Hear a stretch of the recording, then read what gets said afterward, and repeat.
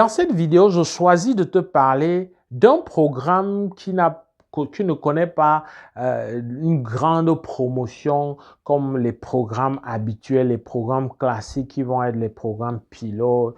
On va entendre parler du programme Entrée Express, du programme des candidats du Québec, voilà, du programme du Canada Atlantique. On va entendre des programmes, mais il y a cette appellation de programme des candidats de province, on n'entend pas beaucoup. C'est vrai que c'est un mot full-tout.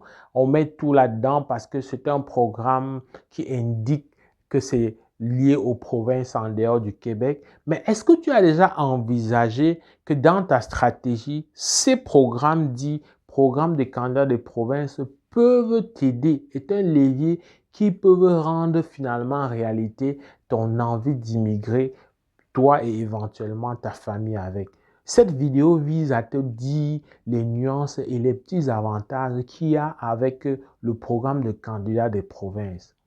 Il faut déjà savoir que le programme des candidats des provinces, c'est le programme qui est mis en avant par toutes les 9 autres provinces et 3 territoires. C'est un programme qui, comme le Québec, avec l'analogie du Québec, qui choisit lui-même ses candidats à l'immigration. C'est un programme où tu peux déposer un dossier directement au sein du gouvernement de la province et attendre d'être invité ou d'être tiré ou choisi, peu importe comment tu l'appelles.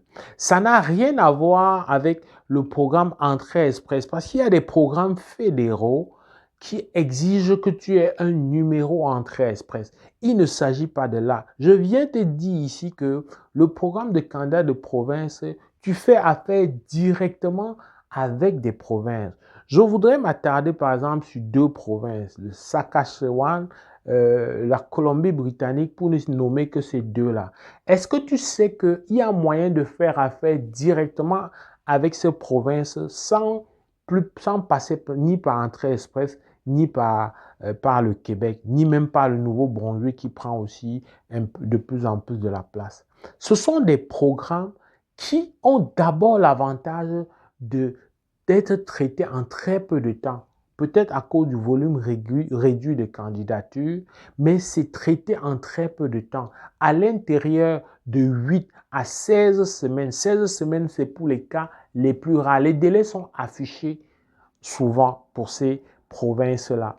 Pour ne prendre que ces 2, ce n'est pas les 2 seuls, mais je cible ces 2 parce que tu vas voir que ce qui est intéressant, c'est que non seulement c'est très clair les critères, c'est moins nébuleux comme le cas au Québec. On peut bien voir que quelqu'un qui a qui est dans un profil de métier spécialisé, voilà ses exigences précises. Oui, au Québec, tu vas me dire qu'il y a aussi les exigences minimales qu'on indique, mais ça ne vient pas être un effet vraiment très discriminatoire. Autre chose dont je veux parler avec insistance, c'est que dans ces programmes-là, pour certains, l'âge n'occupe pas la grande place qu'elle occupe lorsqu'il s'agit des autres programmes classiques, des autres programmes les plus connus. Est-ce que tu savais ça?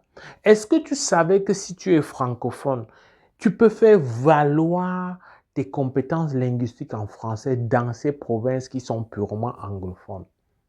Est-ce que tu savais que ces programmes réguliers pour ces candidats de province-là, il y a que l'anglais et le français sont traités au même pied d'égalité? Est-ce que tu savais que ces programmes-là excluent des professions sur lesquelles beaucoup de gens se ruent parfois au niveau des programmes classiques en Ontario, au Québec, au Nouveau-Brunswick? Est-ce que tu as pensé à ces nuances-là? C'est des programmes qui non seulement te permettent d'immigrer rapidement, te donnent une issue plus rapide, mais c'est allégé et moins stressant dans la procédure. C'est des programmes qui permettent très vite, peu importe souvent le profil du conjoint ou de la conjointe, d'avoir des chances qui ne sont pas diminuées, une fois encore avec l'avantage de l'âge qui peut être réduit, qui peut être assez élevé dans certains cas, mais qui ne viennent pas nuire à ta candidature. Est-ce que tu as regardé ça? Tu veux immigrer rapidement. tu aimerais même que tes enfants soient scolarisés dans le système anglophone. Est-ce que tu as pensé, ça c'est un avantage. Mais il faut bien dire, et là c'est l'éducateur qui parle, quand un enfant est déjà à un certain niveau et que tu vas le faire basculer vers le système anglophone, attends-toi quand même à ce qu'il perde voilà, une ou 2 années. Bon, parfois ça peut être nécessaire, ça peut être pour la bonne cause, parce que quand on dit perdre, parce qu'il va être dans un couloir parfois différent. Au Québec, on parle de classe d'accueil, etc. Mais ça va aussi dépendre des prédispositions donc, au niveau de la langue anglaise pour ces candidats-là. Mon but ici, c'est de te faire regarder ça. Et ça se peut que pour ton cas particulier, selon ton domaine de formation, selon ton expertise et ton expérience dans ton domaine, tu sois un candidat qui est grandement en recherche dans ces provinces-là. Il faut que tu vérifies ça. Alors, c'est important de te dire que pour faire affaire avec ces provinces-là, ben, il faut nécessairement, comme avec toutes les provinces, hors Québec, quand c'est hors Québec, il faut que tu fasses l'évaluation des diplômes d'études. C'est un document, c'est un rapport qui est délivré par un organisme désigné que le gouvernement fédéral a homologué, un peu comme il homologue des organismes qui voilà, sont habilités à faire des examens médicaux dans les pays.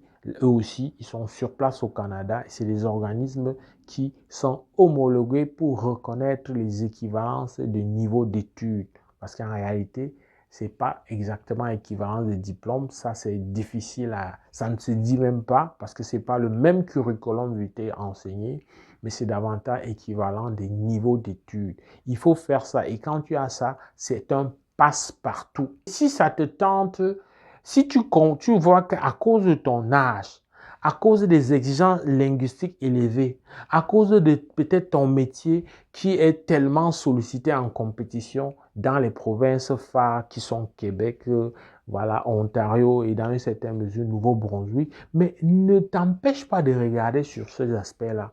C'est toujours la combinaison de tous les paramètres qui permettent de définir finalement qu'est-ce qui est bien, qu'est-ce qui est précisément la bonne chose pour toi. Et si tu es en couple, ça demande d'apprécier les deux candidatures.